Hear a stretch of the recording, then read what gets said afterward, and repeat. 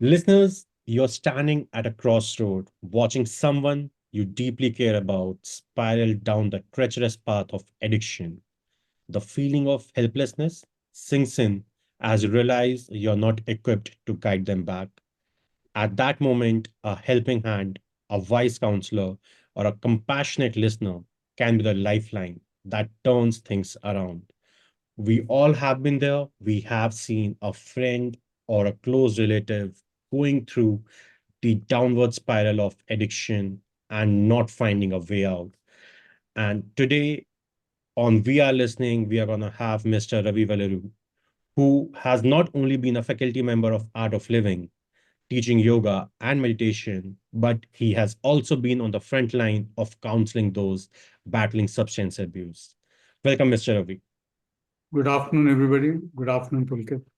Good Namaskar. afternoon. Good afternoon. Mr.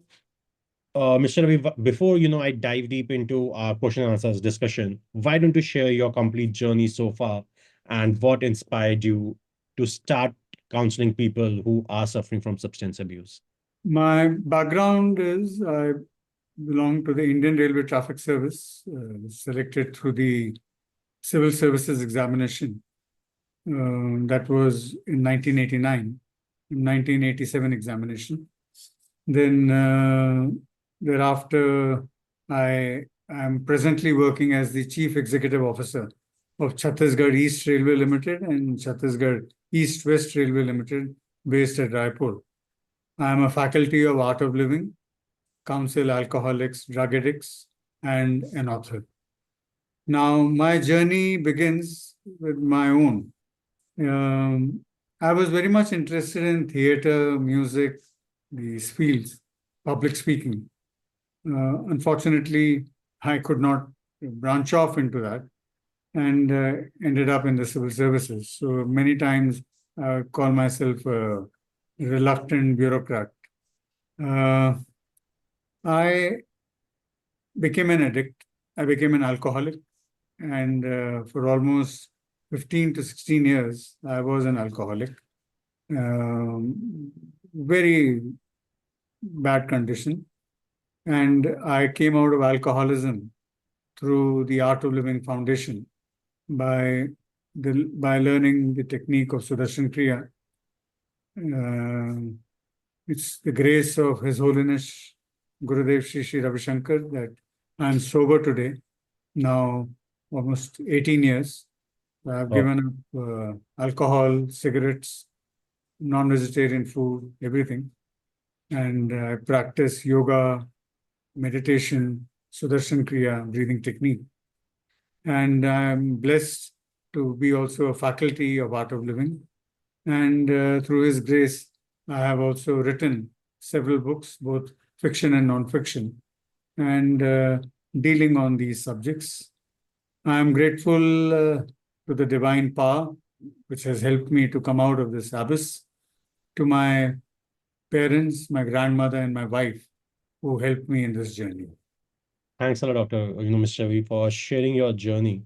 I'm going to start with one of the recent conversations I was listening by Dr. Anirudh Kala on Raj Shamani's podcast recently, where Dr. Anirudh mentioned that as human beings, it is our, you know, requirement or the body's need to have a little change in our consciousness for once or twice to be able to function in a regular manner. We need that high, we need that kick in our lives on a weekly basis to get that get our things moving. We need to change our ourselves from the regular routine to be able to stay in that routine. And that's where often a lot of people rely on substances like alcohol, drugs, smoking and all these things. So what are your thoughts around this? See, I became an addict, and I won't advise it to anybody. Smoking is extremely harmful to the body, and Mhm. it has a tremendous impact on your lungs, then your nervous system, your heart.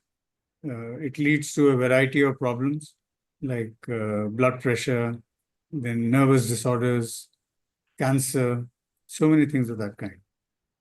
Now, coming to alcohol, It's said that you can have a peg or two. It calms you, something like that. It wasn't in my case at all. I, I began as a social drinker, but then just slipped out of me. And I fell into this abyss. And I could never recover till I joined the Art of Living and had done the courses.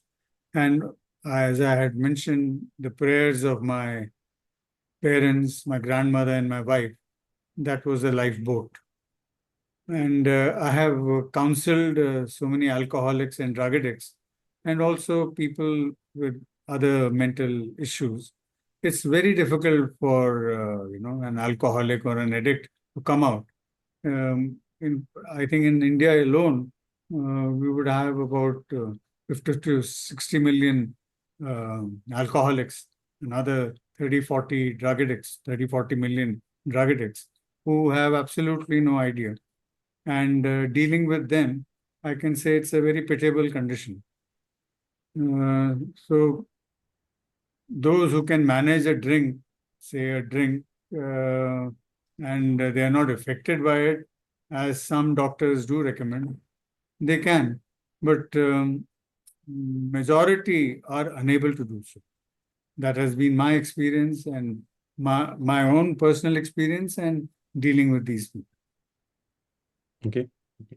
But I've seen a lot of people using alcohol or cigarettes as as an escape mechanism. मतलब कि जिंदगी से परेशान है, काफी तंग है, stress हो रहा है, एंजाइटी है, तो चलो सुट्टा मारने चलते हैं. मतलब कि that's the usual language lingo we hear in our everyday life. I grew up in Gurgaon, Delhi, NCR region, and beat college, beat my corporate office, or beat my startup journey, whomsoever I meet, probably I would say every third person I know in my life, they smoke. And for them, cigarettes are like stress कम होता है, anxiety नहीं होती, it gets managed.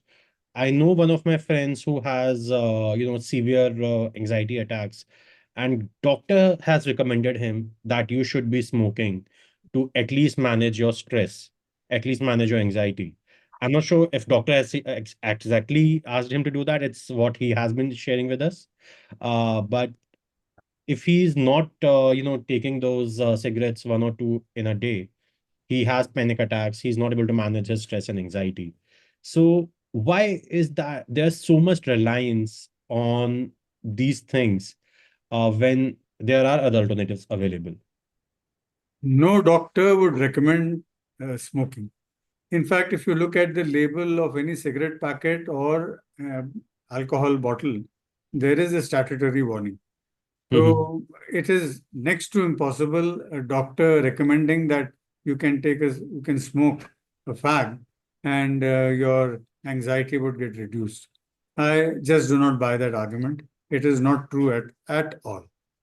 I began smoking when I was in college. At that time, it was, Will's Navy Cut.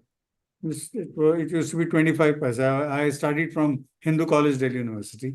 I had Okay. done my BCom honors from there and masters in Delhi School in business economics from South Campus, Delhi University. Thereafter, I had done my MBA from Management Development Institute. Now, smoking is something which not only affects you, but also those who are around you, like passive smoking. It harms so much. I recall my wife, she used to be so frustrated morning, and that was used to be the first thing I used to do was smoking in the toilet. And when she had to use the loo, she used to be so fed up, absolutely. mm, She just couldn't bear with it. Let me tell you, you're talking about stress. This was my first posting when I was posted as assistant operating manager.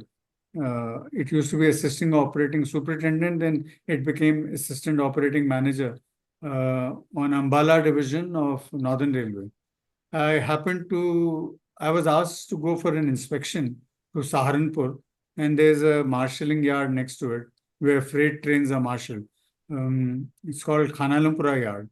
So by then my smoking had increased. I had put on a lot of weight, and had I had to go on to the tower to oversee, how the yard is and the control. So I had barely climbed 2 flights. I had a severe pain in my chest. There was some thudding, big thud on my chest. So I was pretty panicky. Then I came down. I met the doctor. He checked my BP and it was high, and he administered a dose of diazepam. So then I slept for a while. Thereafter, he gave me something to eat. Then again, I said, okay, doctor, I'll continue with my inspection. He said, fine. So the moment I stepped out, I had another fag.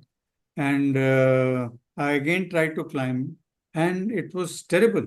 The thud on my chest became absolutely too much. So I came down, met the doctor again. He said, your BP is now pretty high. And they shifted me to, this was a health unit.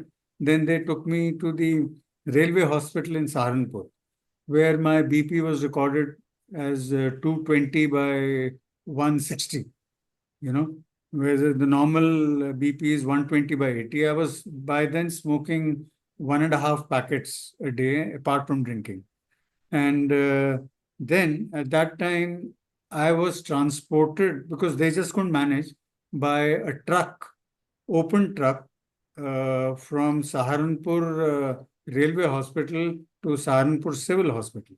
At that time, I was on the just outside the ICU. There was only one room, and I was lying on the stretcher, and I was being administered some kind of a dose. My wife didn't know it.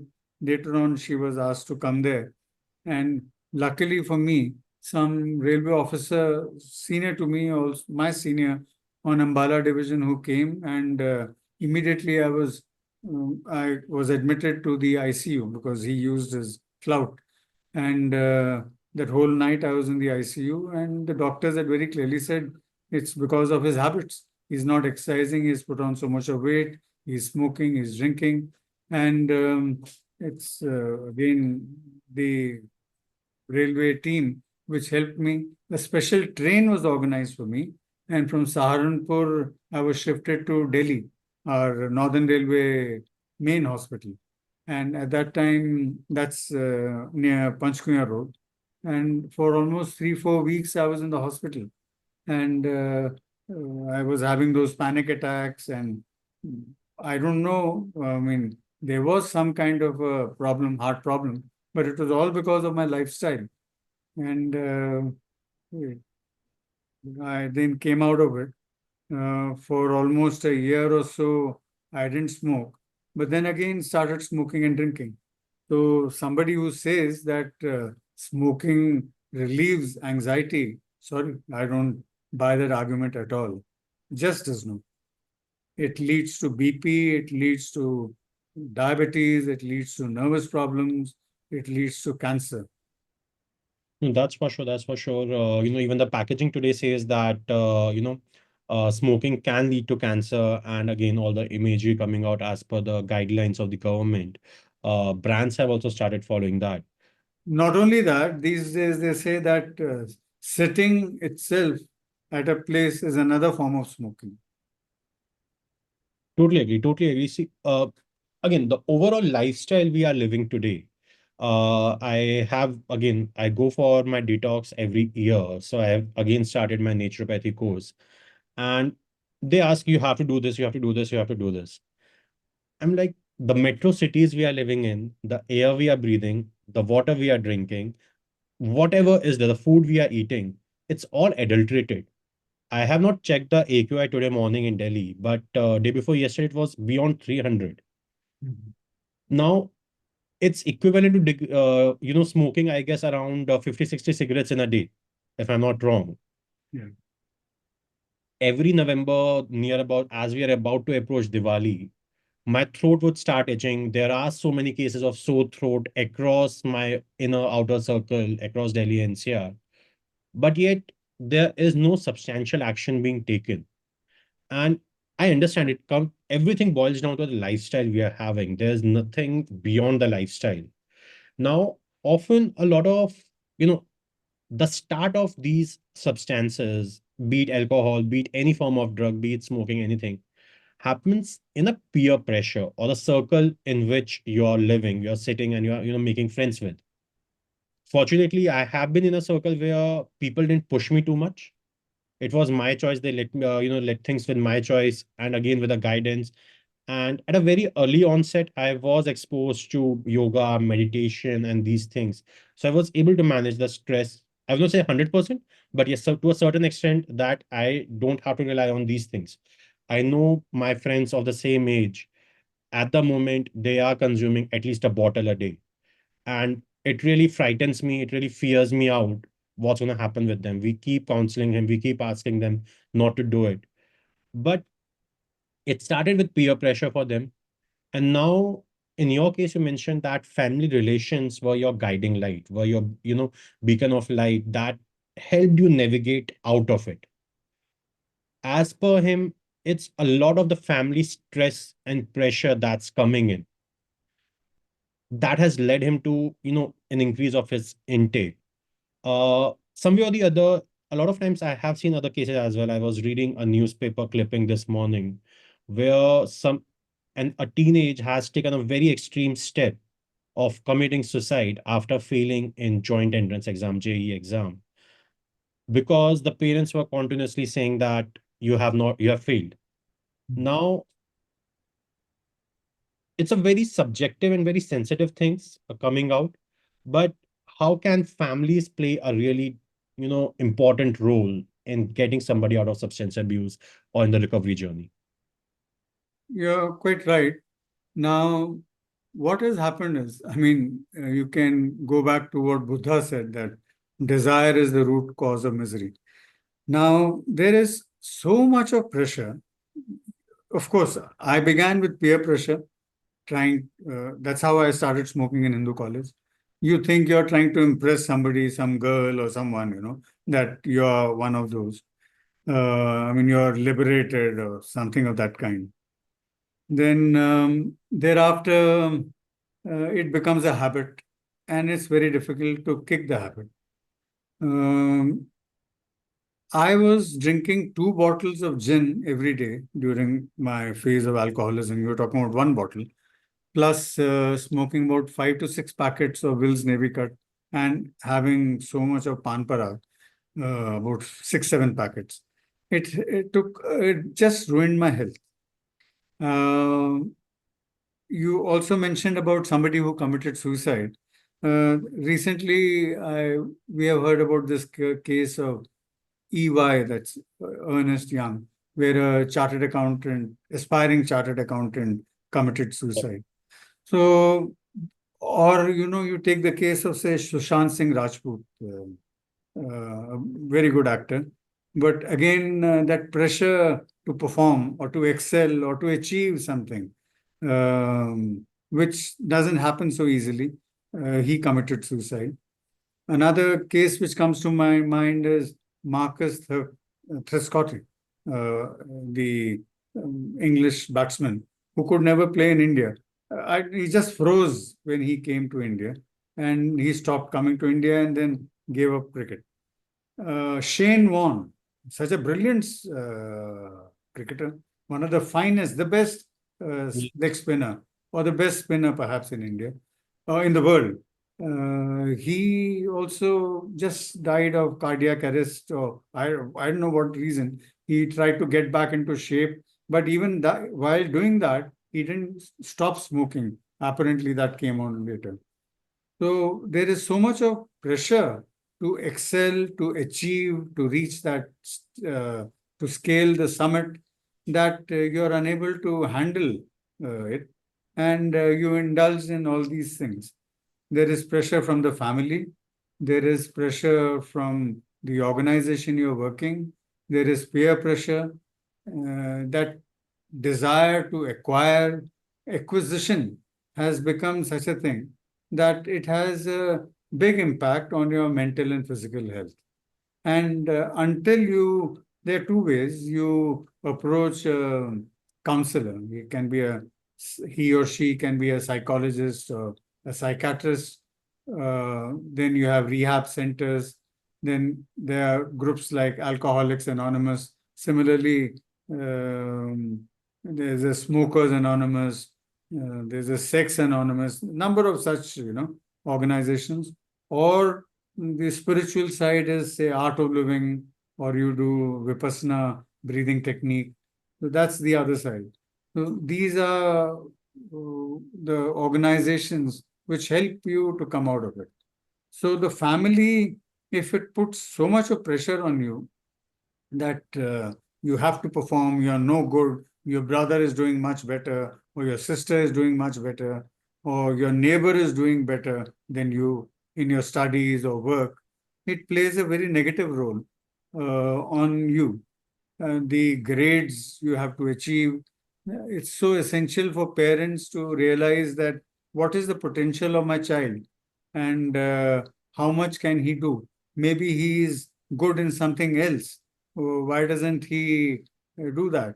But no, that pressure, at least now there are certain other fields which have come up. I remember when during our college and school times, either you could become a doctor or an engineer, or join the IAS. I mean, these were the only opportunities available, or become a chartered accountant. Yeah. So my interest was theater, but those avenues were not there.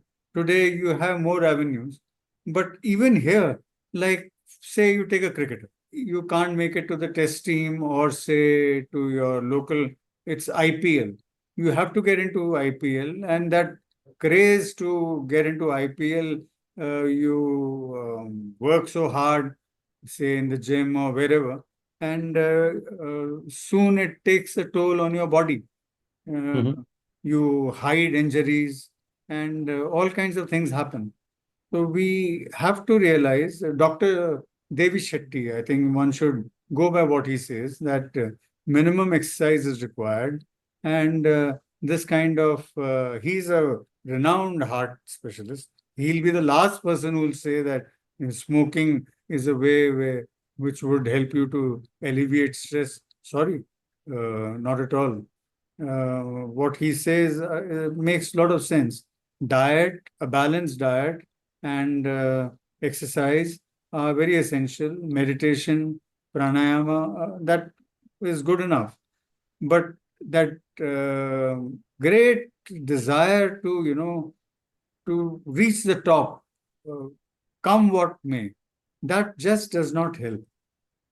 In fact, I would say the simple thing which Devi Shetty or these days everybody is saying, you take your 10,000 steps a day.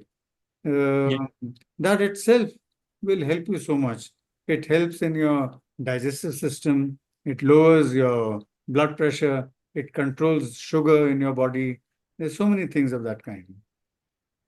So I do not agree at all with this. Incidentally, about NCR Gurgaon, we have a flat there. I was very surprised to see, nothing against women, so many women smoking. At least I earlier that wasn't the case. Young girls, women smoking, or going to the pub. Maybe occasional drink is fine, but I don't recommend it. But for them, but it's not stopping there. You don't know how to control it, because it's here, the mind. Everything is in the mind, and how you're able to control or navigate, that's a nice word, the mind is so essential. No, I totally agree on the part that where you mentioned of 10,000 steps a day. I have not yet reached 10,000 steps a day. I have restarted my workout and continuously keep making attempts. Even if you listen to my previous podcast, you will see some instances where I have mentioned. And I try. Now I'm at a stage where I'm able to do 5,000 steps a day. I'm slowly and steadily, inching towards 10,000 steps. And it's taking a lot of effort. Similar to what you mentioned about your, incident in Saharanpur during an inspection visit. Something happened with me in the previous year, which was sort of a wake-up call for me. I went to, Vrindavan. We had a new temple opening, Chandrodaya temple, which opened up. I had to just climb again 2 flight of stairs. And the moment I got back in my car, I had to straighten my seat and lie down there for 15 minutes. I was sweating like hell. I was not able to breathe. Mm, It was such a difficult incident, and there was nobody around to help as well. So it was such a big wake up call for me that Pulkit, you need to, start working on your health. You are enabling so many people out there, others, but you're not taking focus of your own health. And that was a wake up call. After that, I have become, I would not say as passive as I was before. I've become a little more active on things. I do make attempts. I have, again, very strictly gotten into a discipline of sleeping at 9 p.m., waking up around 4, 4:30 in the morning, and making conscious efforts, if not going out for walk, doing my complete stretches within, before I get out of my bed. So I do 20 minutes, 30 minutes of stretches, which have been recommended by doctor to me. Um, I used to be an avid sports person. I used to play football, cricket, everything. It has just happened after my ACL tear happened while playing football. I become a little lethargic. Then I got into my own startup journey, which sort of just spiraled me down into these habits where a lot of stress came in. I got influenced with the way people were managing stress around. So for me, I would say my substance abuse was with food. I am a stress eater. I used to do a lot of stress eating, which has drastically reduced now. I have changed my habits. And again, I was going to come to the point where it's always about reaching for the epics. Why can't things be just about having fun? Now, because of the doctor's advice, I had not played cricket or any other sports. They just recommended me swimming. Again, there were some logistical issues with going for swimming, so I could not do that. But now, after going through a lot of stretches and everything, I have, in a very, I would say, balanced manner, again started playing cricket since last 1 year. I go once in a month or something of that sort, and gives me happiness. It brings out that, positive thoughts, and the way it changes my overall body's mechanism, metabolism. It gives me that happiness from within. So I totally, agree and, align with what you're saying, that some form of activity or exercise is required to stay positive and to stay aligned with what your body needs. But coming back, Mr. Ravi, to another point we discussed just now, being in the case of EY or so many, cases coming in. I am myself a product of quota. So I had gone there Oh, for, my IIT JEE preparations. Unfortunately, I also lost one of my friend to suicide because he was not able to make the cut during the quota days. And that topic is something very close to my heart. But why is it always such a race being out there? And see, as parents, it is their role to push us to our maximum potential, to guide us to achieve what we can if there was no being given. But at times, that push is often taken as, too much of pressure. How can that part be navigated or, understood at both at parents' end, where to stop pushing, and at the child's end as well, how to understand when it is a push to help you excel and when it's a pressure? So how can this, a balance be brought between the two things? I think there's a difference between pressure and stress. A parent can guide. Let's say they should guide you that, look, this is what you should do. You need to do this. And a student or a child goes ahead with it. However, when it becomes a stress, then you do not perform. You just do not perform what is expected. They themselves are victims of that pressure or stress. That is the whole problem. They are comparing their own past with what they are doing. They are trying to fulfill their dreams through you, or what they could not achieve in life through you, or what some of their colleagues in office or at workplace, they want, if so and so has done this, why not you? So the parents also require that kind of counseling. Not only the subject or the child, but also the parent. There is no harm in it at all. It's something very natural. There is nothing wrong about it. And that's why this whole field of psychology, whether it's clinical psychology or, psychiatry, it deals with these aspects. And I would put, two, three major problems which are happening, which are hidden below the carpet in Yeah. India or third world. One is drug abuse or alcohol abuse. Let's say addictions, that is one. It can be food addiction also. Food addiction. Bulimia is a disease. You keep eating, vomit, again eat, vomit. So that is one. Second is mental issues, issues dealing to stress. That आप अपने लड़के को psychiatrist के पास ले गए हैं तो वो पागल है. वो पागल नहीं है. He is having certain mental problems, some stress related issues. And third are women issues. All these are just not talked about. Now, of course, things are changing. Houses are open to that kind of a discussion, at least in the middle class, upper middle class. I don't think so. That is the case at all, say, among, say, villages or all that. You're walking all the time. So that kind of an issue doesn't arise here. But here, that drive to achieve, these are some things which are just not being done. In Art of Living, you talked about happiness. Now, happiness is the most important thing.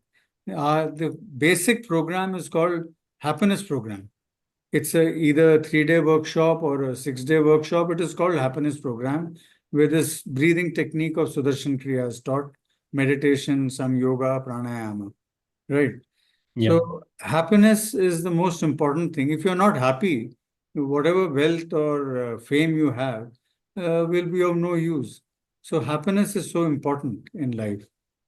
I can give you a couple of examples. When I was posted as the additional divisional railway manager, Bangalore, Southwestern Railway, we had done, lung function tests of coming back to smoking, where those who had smoked and those who had undergone this happiness program, the those values were checked, and there was so much of difference between those who had done the program and those who didn't do the program. That layer of nicotine was seen. I had conducted programs for alcoholics and drug addicts at Gorakhpur at the rehab center. And they were so, literally touched my feet after the program and said, Sir, aap humko chhod ke mat jaiye. Please bail us out of this. It gives you so much of satisfaction. So we have to decide, and the parents also have to decide, uh, apart from the students, what is happiness, what is satisfaction, or you just want to achieve something. Perhaps that's the difference between Tatas and others. I mean, why is so much being written about Ratan Tata or the organization Tatas? Because they give human values. The entire corporate sector is talking about that human value, and it's not just garnering wealth. Or when we join the civil services, that desperation to be at the top, and you indulge in all kinds of things which affects your health. You might achieve anything, but if you are not fit enough, what do you do with it? Yeah. So health is so important. Food is so important. I also have a sweet tooth, I'm confessing. But two things which one should avoid or reduce as much as possible is sugar and salt, because it has an impact, so much impact on your physical system. because That's you are just not exercising enough to ward that off. agreed. Agreed. Um, you know, since you mentioned, I guess you're probably around 20, 25 years elder to me, and you have seen the generation where having fun or meeting friends was all about going out and playing. That was a time.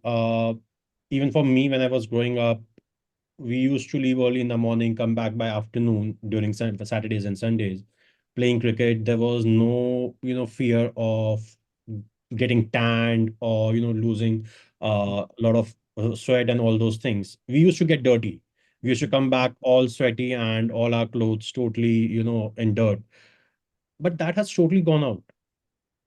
For me, one of the major issues while living in this metro city is I live in Faridabad, and if I have to play cricket, as I've started, I have to go to Gurgaon. I have to travel at least an hour to get that group of people who are open to playing. Faridabad is slowly and steadily now started to come up with things where we have cricket stadiums and all those things. But yes, my complete life has been with Gurgaon. My college happened over there. My corporate life was there. My startup happened. So my circle is in Gurgaon. Now, whatever friends I had from my schooling days, either they have shifted abroad or they're again living in different cities in India. So that circle in Faridabad is not there now to have some form of physical activity where I can go out, be happy with what I'm doing. Traveling that 50 minutes, okay, once in a fortnight, it's possible. But that the level of traffic we have in metro cities, it's not possible on a daily basis. Why it has become that we all have become glued to our screens, and the only moment we want to get out of our houses is to either have parties, go to pubs, or go to different restaurants. But if you ask anybody, let's go for a walk, let's go for, an outing or something where you will be exerting yourself physically. Mostly 8 out of 9 times, it's a no that comes out. Why such a drastic shift within 20 years, I would say? Because I remember up till 2000, 2009, I had friends who wanted to go out. But today it's all about just being on your systems, talking on FaceTime, and that's it. Uh, well, life has become a concrete jungle, and as you rightly said, whether it's Faridabad, Gurgaon itself, I mean, there are some good spots where you can play golf or cricket, as you said. But by and large, I fully agree. When we used to come back from school, we used to play cricket. Even from college, when we used to come back, we used to play cricket, sweat it out, and we never knew. We used to enjoy getting dirty, but yes, today that is not happening at all. Um, it's once again, everything I will bring it to the human mind. Our mind uh, we have decided somehow it has become so ossified that look, you need a car, you need a bungalow, I mean, some kind of a big flat, or you have to marry a very pretty girl, you need so much of money for that. Or your whole lifestyle pattern is governed by these few things, which is uh, taking such a toll on your physical and mental health without even understanding it. Because you just want to keep achieving, and you're striving for something. It's a chimera, which actually is not true. Um, we may think it is true, but the reality is far from it. It's just not the correct thing at all. In fact, the big achievers are just the contrary. They are the ones who keep themselves physically and mentally fit. To be physically and mentally fit, you need to exercise, you need to move around. See, mobility is something which is so essential. I would recommend a book, Zen and Art of Living, where the entire book, is on mobility, on breathing and mobility. How Japanese and Chinese and, those Southeastern Asian country people, even though they eat, though he recommends vegetarian food, he's a Buddhist monk, that Every morning he gets up by 5, and he walks the whole till almost till 6:30, and then he performs his Buddhist liturgy. So how essential mobility is, that makes so much of difference.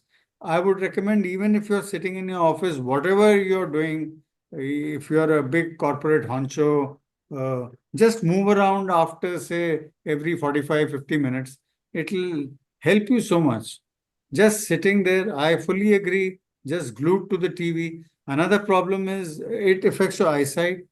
Then smartphone is yet another thing.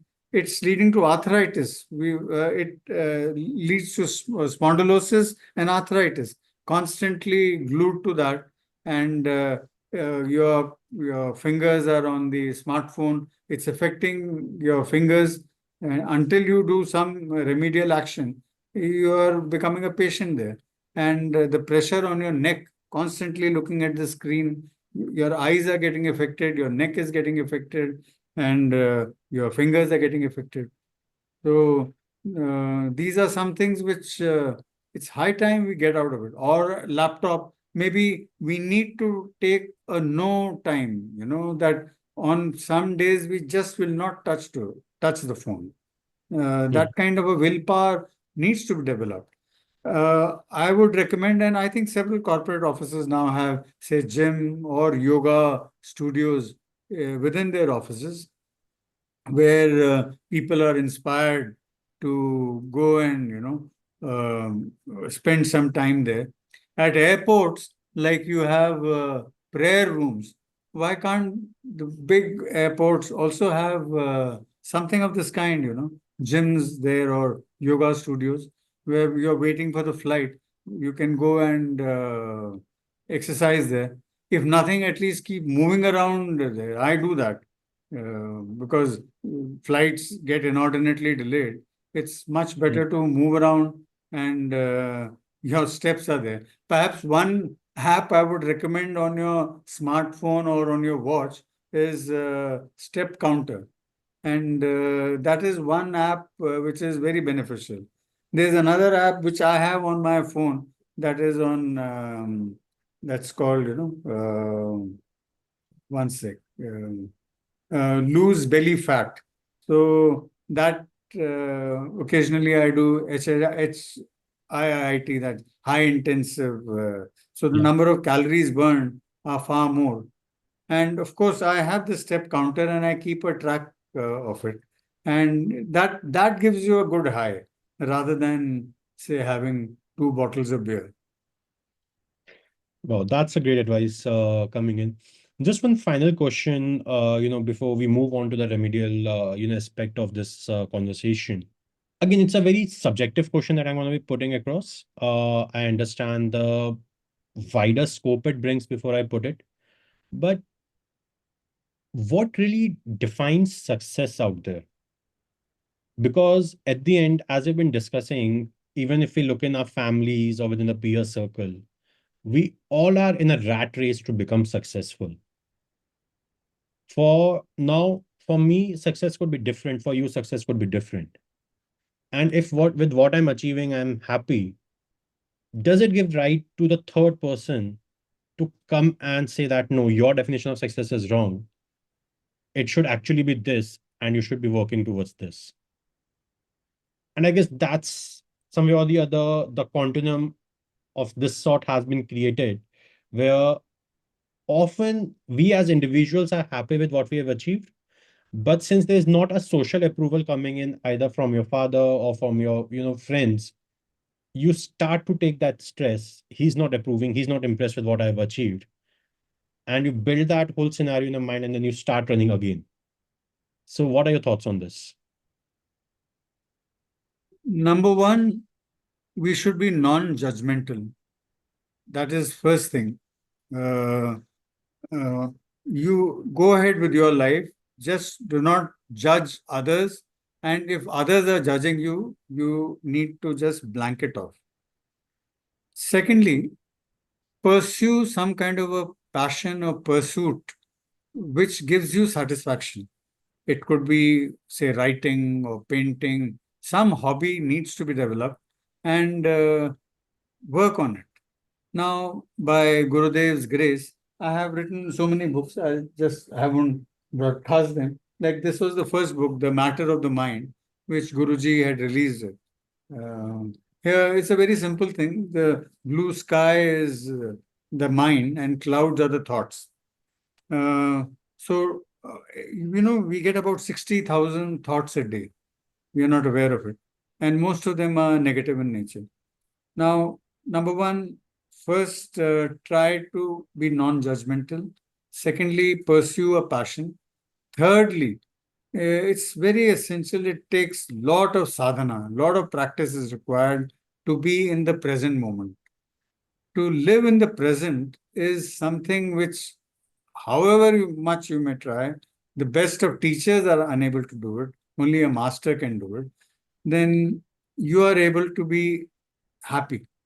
So we have to define what happiness is for us. Let us be very clear about it. What does it be to be happy? Like I'm happy. For me, real happiness comes like I'm very happy today. I went and conducted the follow up. Every Sunday we have a follow up session Yeah. where the Sudarshan Kriya audio is played, and there were about 20-25 people attending it.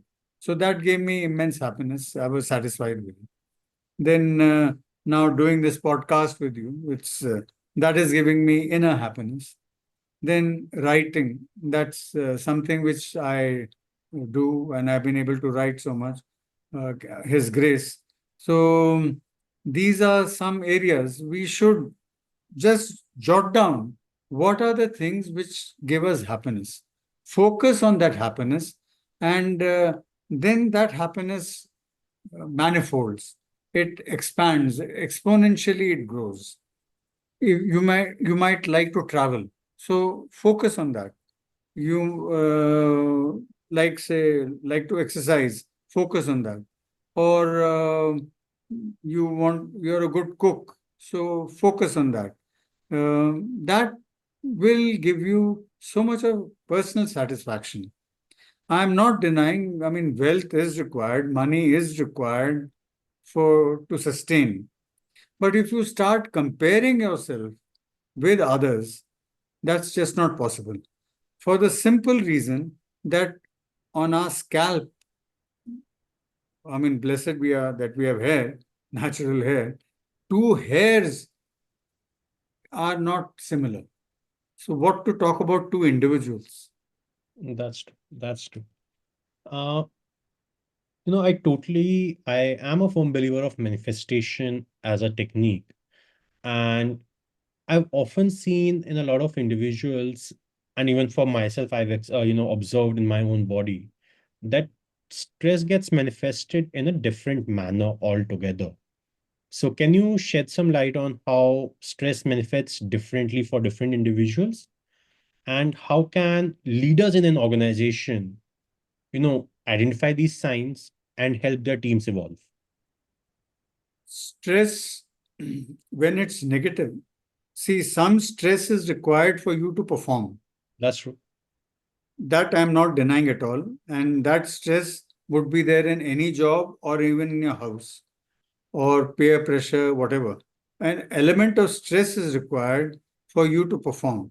Like if Virat Kohli goes to bat, he has that pressure that he has to perform. Now, how much stress can he handle? Only he has to figure that out, or his psychologist will help. All teams have psychologists to that. Now, when it becomes negative, you become irritable, you become boring, you become repetitive, you are not creative, then it manifests in anger, your performance level dips, then it takes a toll on your health.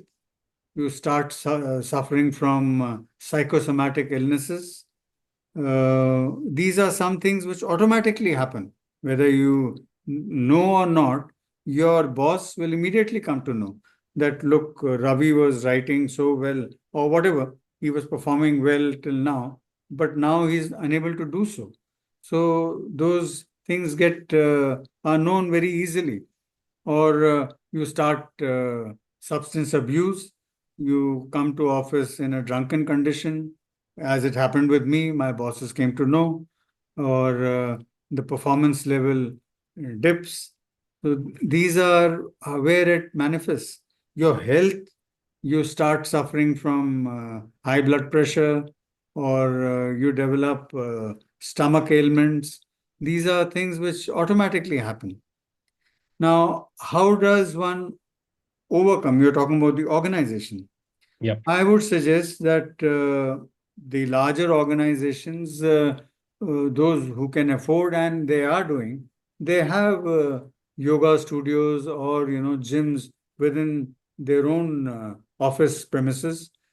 Secondly, say they uh, are like government of India is going in for government executive programs which are conducted by Art of Living, where people, very senior officers, they come to learn yoga, pranayama, meditation, Sudarshan Kriya breathing technique. They sponsor people for the 10-day silence Vipassana course, or some go to Brahma Kumaris. So those are being sponsored by the government itself, and the corporate organizations are also encouraging that. Secondly, in the teams itself, these days corporates are hiring psychologists and psychiatrists who counsel their workforce. So these are some ways by which it will help a lot. Then even during, say, lunchtime, suppose you have a half an hour, 40 minutes break, 10 minutes can be given to breathing and meditation technique during your break. That relieves so much of traumatic stress, not the good stress, and you are able to perform better after that. Mhm. Zazen is a practice which the Japanese practice so much. It's breathing, abdominal breathing, deep, long breaths, and they practice it. They a lot of them they walk so much. The Japanese, they walk like they walk to the office, or then that particular book which I recommended was like when you are standing in the train, you do this technique of breathing from your abdomen. He advocates even before you have your lunch, you do that, or this abdominal breathing. That helps so much in the body. It relieves so much of stress and it pumps in so much of energy. Same is the case with Sudarshan Kriya breathing technique, which we do every day. And it helps to alleviate stress enormously. So both the corporates, the government sector, and individuals need to practice this. Oh. And are there any also initiatives being taken around spreading awareness about these, different steps that the government is taking? And Mr. V, for the first time, in last 8 months since I've been doing this podcast, I've got to know about so many initiatives being taken. Like we have worked a lot with corporates. We have reached out to multiple corporates in Delhi NCR itself to enable corporate wellness programs, for their employees.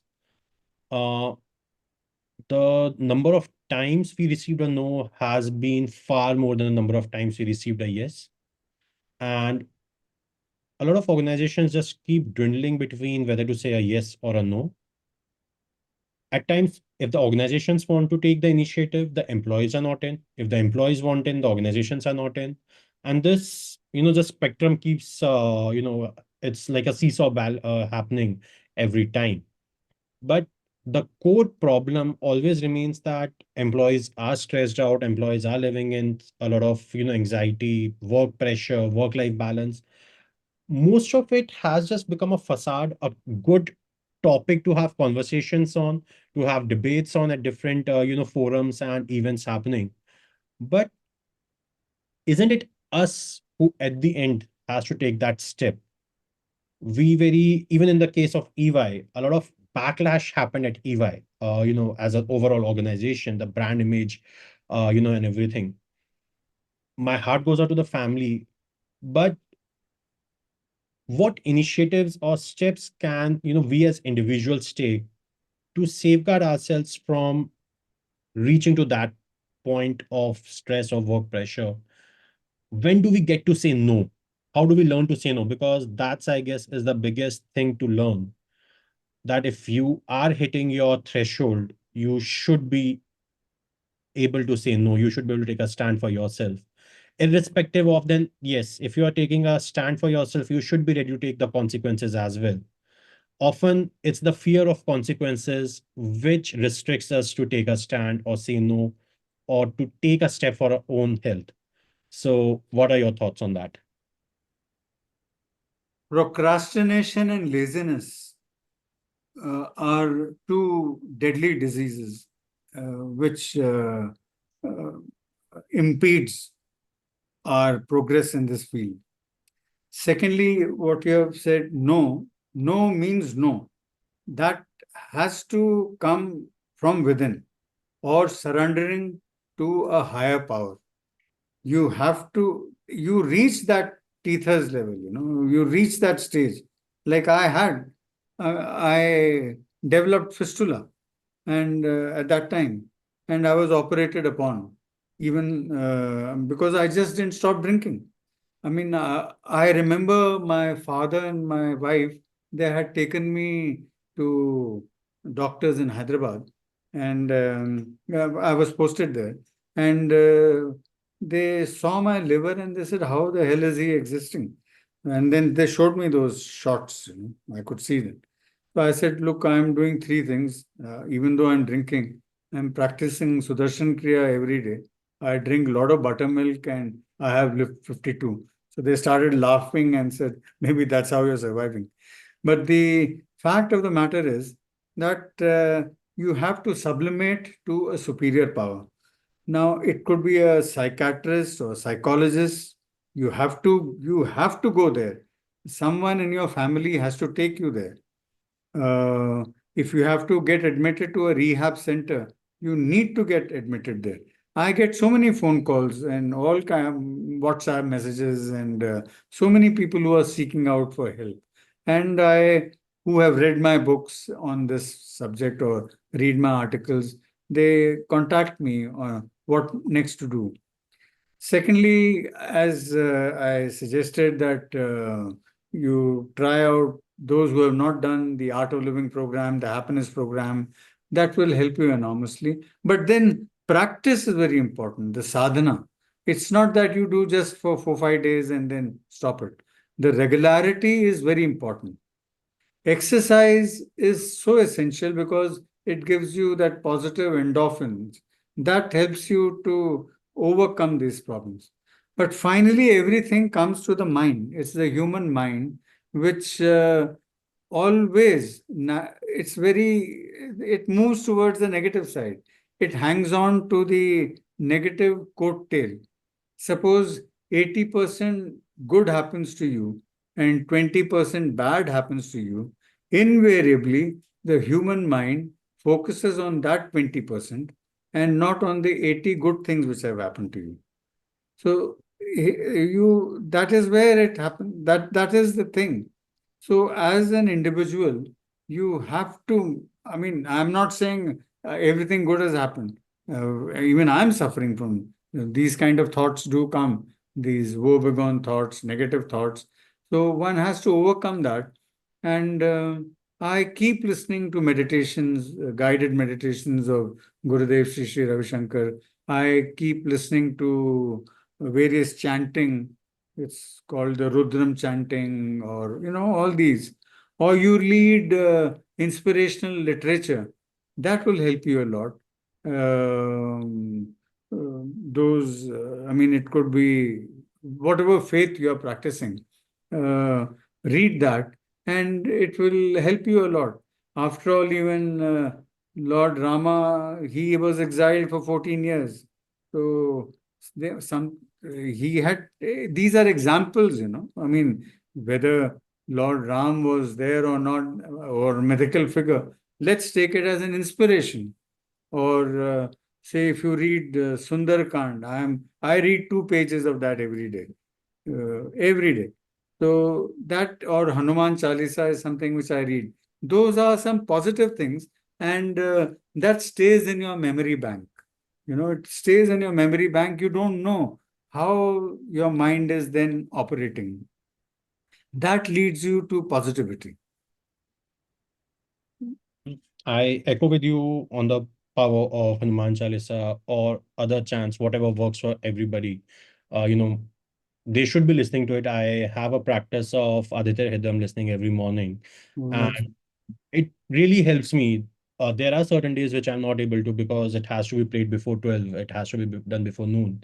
And if there are days like I have meetings and I'm not able to, I see a difference in my energy levels, in my mental levels, the work processing power. There's a drastic difference out there. So, but Mr. Ravi, one thing that concerns me with having worked in this area, counseling or the support that is often required becomes a luxury. It's not one easily accessible. Two, there's a lot of inhibitions within the individual to reach out. I have come across coaches and psychologists who judge us more than anybody in our own circles. Now, for me, at times when I wanted to seek out some counseling or something, going through a very tough phase, dark phase of my whole professional life, I would say, and the impact rippled down into my personal life as well, was last year. And when I was seeking out, because I was completely out of my balance in my bank accounts, it was zero. Now, looking out for any mental health expert, the charge is starting at 3,000 rupees per session, 3,500 per session, or 10,000 rupees per session. It was like at one point, I am struggling to sustain financially, which, and further with the whole month coming forward, with a lot of bank debts and everything on me, and an additional expense of just 10,000 rupees or 3,000 rupees per session was a very big expense for me. Vis-a-vis today, when I've been able to recover financially, I've gotten a hold of things back on track. Okay, 3,000 rupees for me at today might seem a small amount. I might not be able, in a similar situation, but a majority of a population in India and worldwide as well, 3,000 rupees is a very big amount. Probably for them, it's their complete month's income on which their family is surviving. How can they, really look at what are some of the forums which at least bridge this gap of financial independence and provide that, counseling support or any form of support that's required for people suffering from stress, anxiety, or getting into chronic depression or panic attacks? a good question. You Money leads to this problem, and you don't have money also to address the problem. Yeah. Now, I can quote some examples. That's how. Say, if you're an addict, alcoholic, you can join AA, Alcoholics Anonymous. They don't charge anything. You have to just go there every day. And they have one for women also, Al Anon. That's it can be a man or a woman who attends the sessions, who is sober. Now, secondly, a psychologist or psychiatrist certainly will charge, and it pinches your pocket. I agree with you. That is a problem. I would suggest now. Okay. Now, Art of Living program, they also are. It costs money, but there are some rural programs which are, or there are some other programs which do not charge at all. So you'll have to Google and find out. You'll Okay. get the data, and you can attend those programs where Sudarshan Kriya is not taught, but other meditation techniques are taught. Third, if you look at YouTube, uh, I will not recommend immediately practicing the yogic practices there, because the posture, etc., can be wrong. But because then it has its other negative impact. But there are meditation techniques, say, of Gurudev, Sri Ravi Shankar. Those you can easily practice because they are in his own voice, and he himself is, you know, he is giving out those meditations. So you can combat that, your immediate problem, by listening to it. Then there are various eminent psychologists, writers, uh, whose podcasts are available, or maybe free of cost, or at not such a high price. Then perhaps if nothing works out, you can seek some financial help through a friend or your parent to attend these programs. And if nothing happens, I would say just surrender to God, surrender to the Almighty or some superior power. If you are a believer, if you are a non believer or an atheist, you just surrender to science that something good would happen, and it just happens. You need to develop that faith. So, that faith is very essential in all these things. Without faith, nothing can happen. Faith can move mountains. So that faith needs to be developed. I agree. I agree. Faith is, I guess, the precursor for the first step, basically taking the first step towards coming out of the spiral of be it addiction or any form of stress and anxiety out there. Um, Mr. Ravi, I would like to continuously having more and more questions being asked, but yes, we do have a time limitation. Um, just to share with you, we also, the podcast name We Are Listening is inspired by one of the anonymous mental health initiatives we at Aanya Wellness started. So here we enable people to come and vent out whatever they want to, and nobody gets to know who went it out. And if you require support, you can just let us know. We anonymously revert back to you on our, it's a private group where we do that. So you can join, and there's no name, nothing. So we have followed the process of anonymity, the limit we can, and we try to help. And if you require professional help, then there are other helplines and ways you can get in touch with us. And then, Mm. yes, we connect you with the right coach out there. Mm. So, and there have been coaches who do take, we have, for me also in some cases, they deferred my payments. But again, for me, it was becoming a, pressure that I already have loans. Now this is another amount, piling up. So that's where I sort of, Actually, I agree with you a lot, because I find on LinkedIn there's so many life coaches. I don't know how many of them are really trained, and they jot down some 15, 20 points, and uh, whether it really works or not. Because I myself have gone through that journey, so I can easily correlate it. And I was very lucky that my family helped me so much. And mind you, when I had done my first program of Art of Living, I used to go drunk, and I'm grateful to my wife, because I was totally sozzled the previous night. Early morning also, I might have had a swig. But my wife, she used to take, that was at Jaipur. She used to take me to the center and pick me up. So I'm very grateful for that.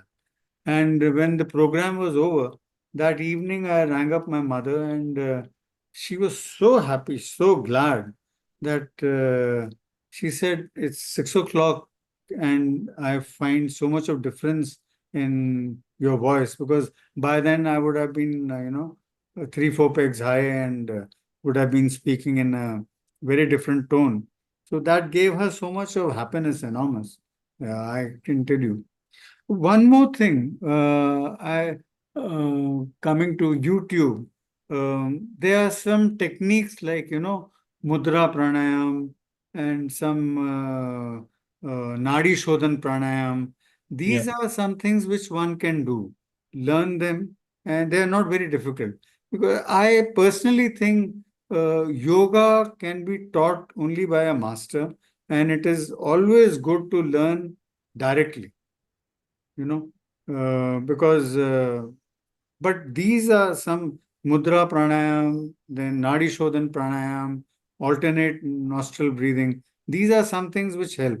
Similarly, in financial thing, you would be an expert. I cannot suggest, but perhaps you can suggest in your programs who are really good and who can guide.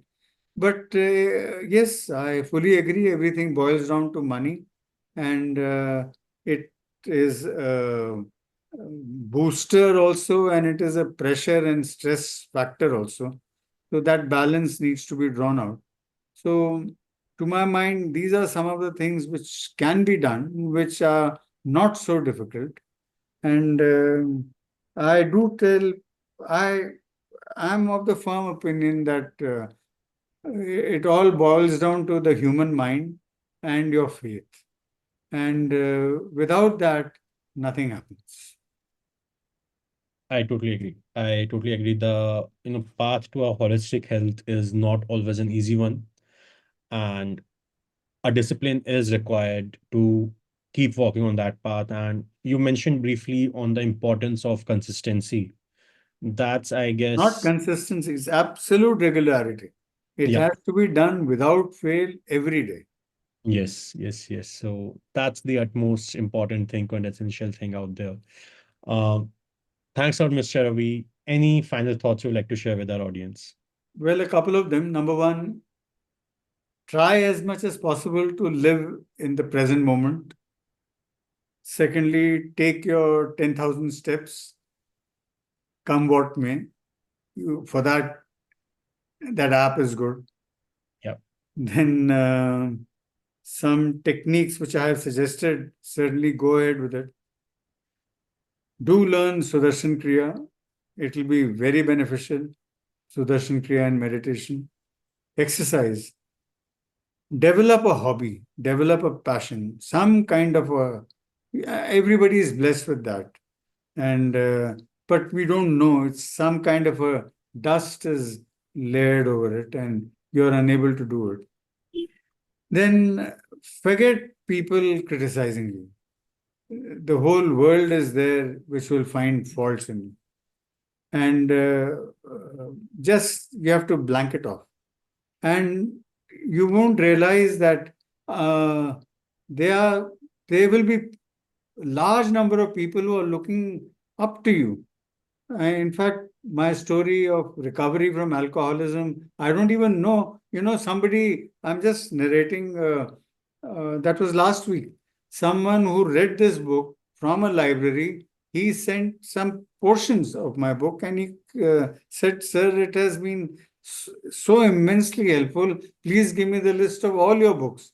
I would like to read all of them. I said, okay. So, someone who began reading my book in Chennai, when he reached, he went to US somewhere, Texas or somewhere. Then he gave me a feedback on WhatsApp. I've read the book, and recently again he sent me a message. Wow. So these are some things. Uh, as far as please pursue a talent, like my wife and I have started a website. It's called rustleofwords.com, where we are encouraging, writers and artists to contribute. And more recently, almost 40 authors came together and we have produced an anthology on revolutionaries of India, and I never Wow. knew them. I mean, the other people. Just I posted it on the group, and there's an aspiring authors academy kind of a thing in India. 40 authors have come together, and we are working on the. I mean, that has got published and it has done well, and we have begun on yet another anthology. It is called Sita to Abhaya. Abhaya is the most horrific incident which has happened in Kolkata recently, and right, we are tracing the journey of women. So uh, just think what talent you have, focus on that. Thanks a lot. Thanks a lot, Mr. Ravi. And listeners, we will be putting in, the contact details of Mr. Ravi in our descriptions below. You can reach out to him over LinkedIn and other platforms. And for any questions or comments, please feel free to reach out to us. We will be more than happy to help you out with them. And please do follow and subscribe us. It helps us reach out to more people out there and help many more. Thank you. And remember, we are listening.